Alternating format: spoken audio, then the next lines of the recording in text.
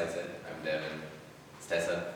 We're from SFU 350, which is the campus club organizing the DivestSFU campaign. Is anybody or is everybody, some people familiar with fossil fuel divestment around the world or at SFU? Some people. Yeah, okay, great. Well, if anybody is unfamiliar with the term divest, the definition's right there. Opposite of invest, withdraw stocks, bonds, or investment funds that are unethical or morally ambiguous. So why would you want to do this? There's three arguments. Tessa will explain the first one. So there are three arguments. The first one is the moral argument. The second one that we're going to go through is the economic argument, and the third one is the social license argument. Those are just broad arguments, and of course there are additional ones that we may not cover through this presentation. So at the base of the moral argument is the fact that climate change is happening, and the fossil fuel industry contributes to climate change. So we believe that it is wrong for the university to be profiting from an industry that is contributing to climate change, because the university contributes to building the students' future, and it isn't acceptable for that same university to be contributing to destroying that future. So that will be the second argument. Yeah, and so yeah, the first argument, the second argument is the economic argument, and so it's a few steps to it. So I'm sure as we're all familiar with in this room, especially in the faculty of environment, there's a scientific consensus that we need to stay below 2 degrees warming to avoid catastrophic climate change. There's also a scientific consensus that this translates to about we have about a 565 gigaton carbon budget left. So that's we can burn about 565 gigatons more of carbon.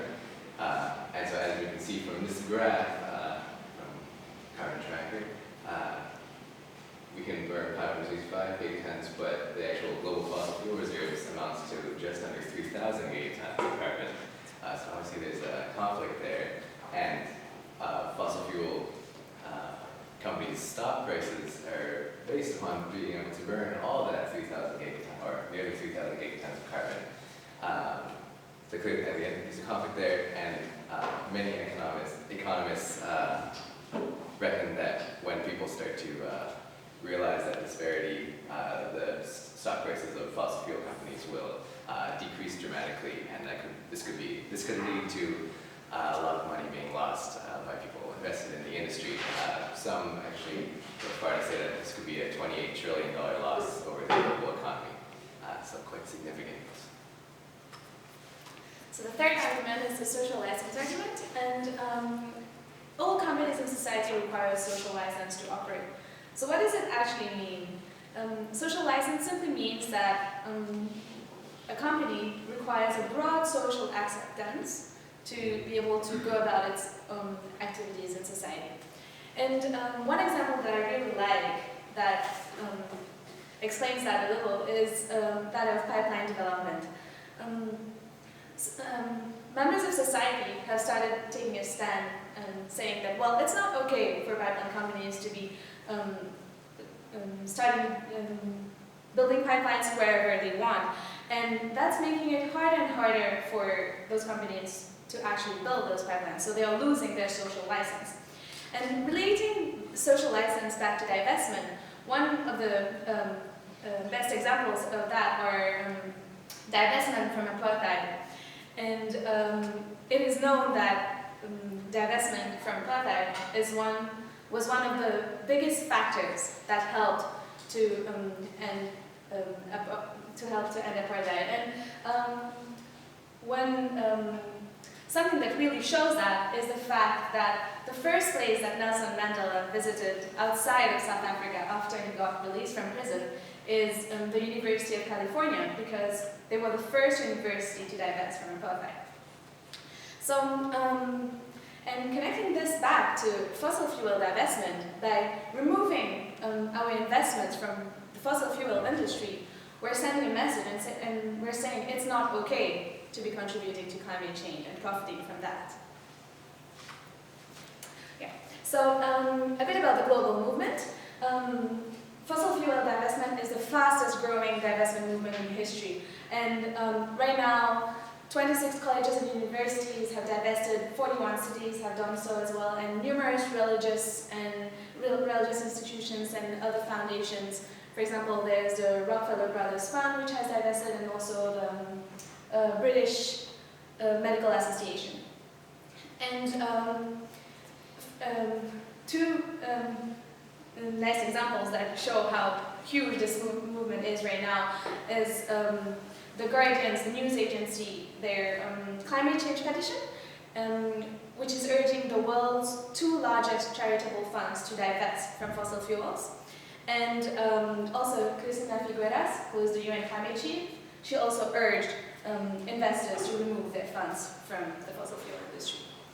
And so DivestSFU, which is the campaign which is happening at SFU, right now was started in 2013, and right now it has over 1,000 signatures from students.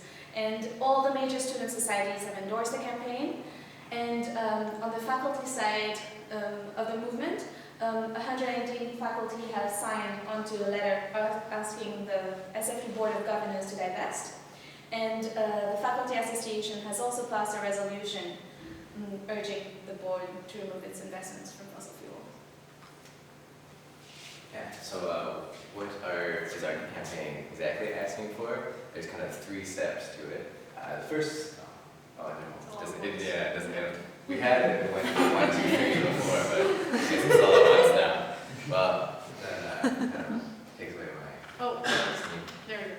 Oh, okay. The first one, well, they'll all come at once anyways, but the first one is asking for more transparency in the endowment fund. So that's the chunk of money that's about just $360 million that SFU has that they invest in various stocks, bonds, pooled funds to fund scholarships and research. And so first we're asking just for more transparency within that fund, because right now we actually have no way of knowing even what funds they're invested in, let alone the companies they're invested in. The second ask is for the university to stop making any further investments in the fossil fuel industry, and the third is over a 5-year period to remove their investments in the fossil fuel industry. Yeah. And then, so what have we accomplished so far with these acts? First, about just over a year ago, last March, we went to the Board of Governors, made a presentation, put these 3 requests in front of them. It took a little bit, but then 2 months later, they did respond by creating the Responsible Investment Committee, it's the Board of Governors Standing Committee. They signed on to the United Nations Principles of Responsible Investment, and they created a Responsible Investment Committee, or Responsible Investment Policy, which commits them to taking in environmental, social, and governance factors when they make their investment decisions. And then in September, we did actually get a response to our first ask, which was when the Vice President of Finance at SFU said they'd start reading the custodian reports of the endowment fund. So this just gives a very coarse overview of where the investments are. Basically, it actually gets released probably in a week or 2, and we're expecting it just to give kind of basically the overview of what pooled funds the SFU is in. So not exactly what we're looking for, but it's a step forward. And the Responsible Investment Committee just met for the first time in March, so some progress is being made, but of course, with any big institution, it's slow. And so moving forward, we plan to continue to put some pressure on the Responsible Investment Committee to take a serious look at divestment. Perhaps not the whole fossil fuel industry at once, but there's other institutions such as Stanford have decided to divest from coal first, because as I'm sure we're all aware of, it's the worst fossil fuels in terms of its impact on climate. So we're going to put pressure on the Responsible Investment Committee, and we're hoping that maybe some of you or more people will start to join, because the more pressure, the better. Thank you for your attention. Yeah.